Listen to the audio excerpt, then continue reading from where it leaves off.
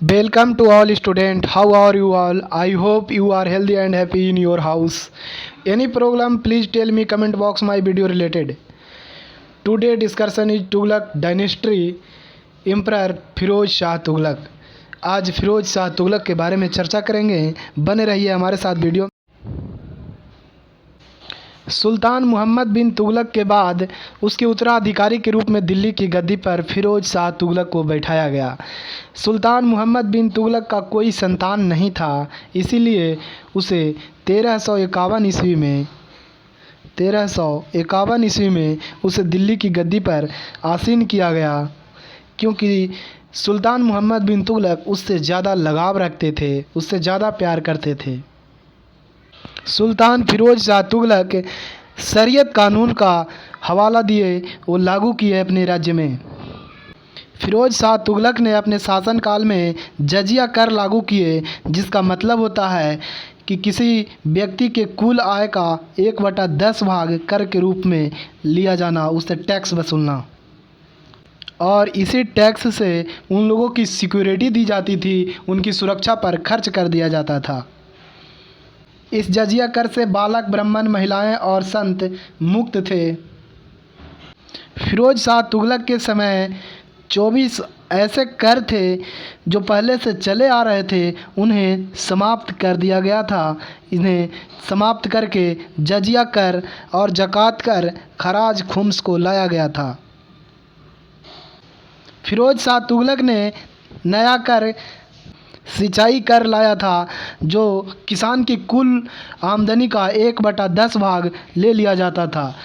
इसके पीछे यह रहस्य था कि फिरोज शाह तुगलक ने अपने राज्य में नहरों का जाल बिछा दिया था। वो यमुना नदी से कई सारे नहरों के खुदवाए थे, जिसमें से 5 बड़ी नहरें भी निर्माण कराया गया था। इस नहरों के निर्माण में बहुत सारे उनके खजाने से, उनके कोषागार से खर्च हुए थे। उसको पूर्ति करने के लिए 1/10 भाग उनसे कर के रूप में वसूला गया। फिरोज शाह तुगलक का ये सिंचाई कर हक़-ए-सर्व के नाम से जाना जाता है। हक़-ए-सर्व बहुत बार परीक्षा में पूछा गया क्वेश्चन है। फिरोज शाह तुगलक एक विद्वान थे और उन्होंने अपनी आत्मकथा फुतूह-ए-फिरोज शाही के रूप में लिखा है। फारसी भाषा में वो लिखे हैं, जिसका नाम फुतूह-ए-फिरोज शाही है। जियाउद्दीन बर्नी नाम का विद्वान इनके दरबार में रहा करते थे।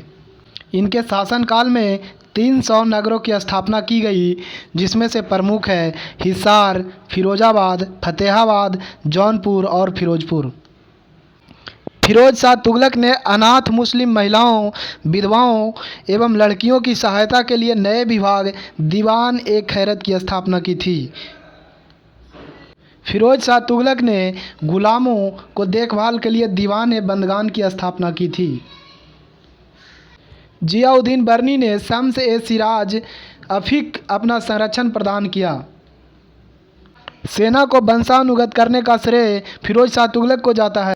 कुतुब मीनार का जीर्णोद्धार फिरोज शाह तुगलक नहीं करवाए थे। फिरोज शाह तुगलक के समय सबसे ज़्यादा संस्कृत पुस्तकें फारसी में अनुवाद किए गए। फिरोज शाह तुगलक दिल्ली में कोटाल फिरोज दुर्ग का निर्माण करवाए थे। फिरोज शाह तुगलक की मृत्यु 1388 ईस्वी में हो जाती है। तो धन्यवाद दोस्तों, ये वीडियो कैसी लगी हमें कमेंट बॉक्स में ज़रूर बताएं, और चैनल को सब्सक्राइब करें, बेल आइकॉन दबाएं, अपने दोस्तों में शेयर करें।